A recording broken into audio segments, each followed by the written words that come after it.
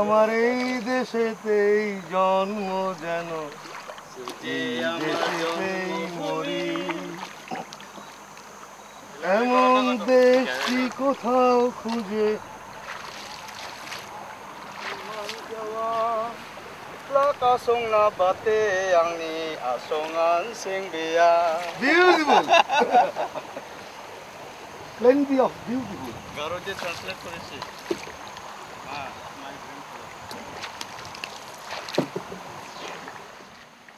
রবীন, তোমার মনে হচ্ছে না আমাজনের তীরে আমরা কেন করে ভাসছি? এরকম একটা জায়গা তুমি ভেবেছিলে কখনো?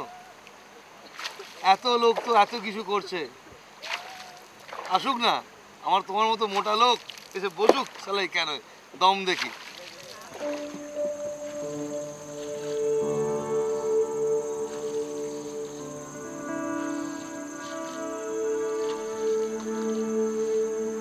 এক অজানা দ্বীপে এসে পৌঁছলাম।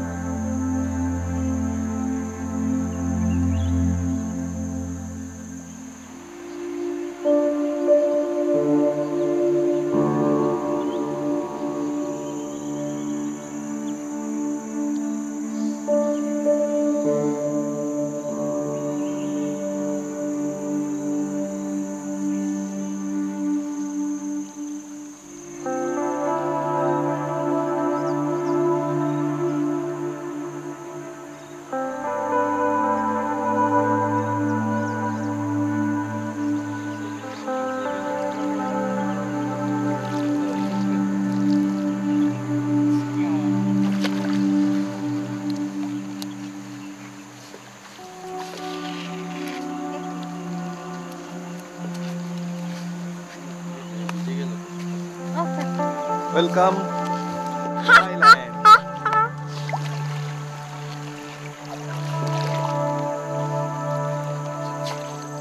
ডেন্স ফরেস্ট এখানে বলছে, এখানে দেখিয়ে দেয় ব্ল্যাক প্যান্থার, ঢুকে যাচ্ছে ভেতরে। এইটা ব্ল্যাক প্যান্থার স্পট, জানো তো? এখানে ব্ল্যাক প্যান্থার দেখিয়েছে, আর তুমি ঢুকে যাচ্ছ ভেতরে। আমি খুব বেশি দূর যাইনি, আমি প্রত্যেকটি পা একটু একটু করে দেখতে দেখতে গেছি।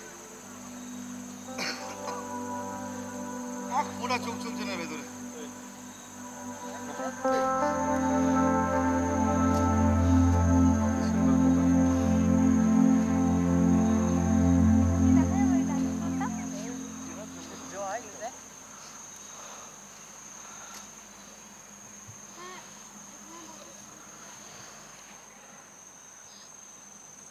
এই সিমসাং নদীর স্বচ্ছ সবুজ জল, একটা ছোট্ট ডিঙি নৌকো কেন বলে যাকে, বেরিয়ে এলাম। লোকের পয়সা থাকলে লোকে আমাজনে যায়, আমাজনে যাওয়ার কোনো দরকার নেই। ভারতবর্ষে অনেক এরকম জায়গা আছে। পার্টিকুলারলি এই যে জঙ্গলটা, এর চেয়ে সবুজ, এর চেয়ে আদিম, এর চেয়ে ঘন সন্নিবিষ্ট, এর চেয়ে লতাগুল্মময় অরণ্য আমি আজ পর্যন্ত দেখিনি। একেই বলে অ্যাডভেঞ্চার ট্যুরিজম, যা আমরা করছি। কেন করে এসে এই নদীর জল ভেঙে ভেঙে গুহার দিকে গেছিলাম, পায়ে আমার কাদা। এই অঞ্চল, সাংমা সাহেব আমাদের মেঘালয় ট্যুরিজমের সঙ্গী গাইড সবসময় আছেন, উনি বলছেন যে ঠিক এইখানটায় একটা ব্ল্যাক প্যান্থারকে ধরা হয়েছিল। কতদিন আগে? 7-8 মাসের ভিতরে, 7-8 মাস আগে। একটা আগে 7-8 মাস আগে একটি ব্ল্যাক প্যান্থারকে এখানে পাওয়া গিয়েছিল এবং ধরা হয়েছিল। এই যে জঙ্গল, এর ভেতর ব্ল্যাক প্যান্থার কেন? বাঘ, ভালুক, হায়না, নেগড়ে, পৃথিবীর সমস্ত রকমের প্রাণী আছে বলে আমার বিশ্বাস। এবং এখন কটা বাজে? 4:30 বাজে। অন্ধকার নেমে এসছে। মেঘালয় এই সময় অক্টোবরের শেষ দিকে 4:30-র মধ্যে, 5টার মধ্যে অন্ধকার চলে আসে, সন্ধ্যে চলে আসে। অতি বড় সহসুরে বুক কাঁপবে এখানে দাঁড়িয়ে থাকতে, অন্তত এটুকু বলতে পারি। তবে আছে, ব্যবস্থা আছে, নিশ্চিন্তে নির্ভয়ে অ্যাডভেঞ্চার ট্যুরিজমও করা যায়, সেফলি করা যায়। দরকার একটু বুকে সাহস, একটু উন্মাদনার ইচ্ছে, একটু খ্যাপাটেপনা, একটু পাগলামি, এবং সত্যি সত্যি নতুন কিছু দেখার ইচ্ছে। থোড় বড়ি খাড়া, খাড়া বড়ি থোড়, গওয়াডি শিলং নয়।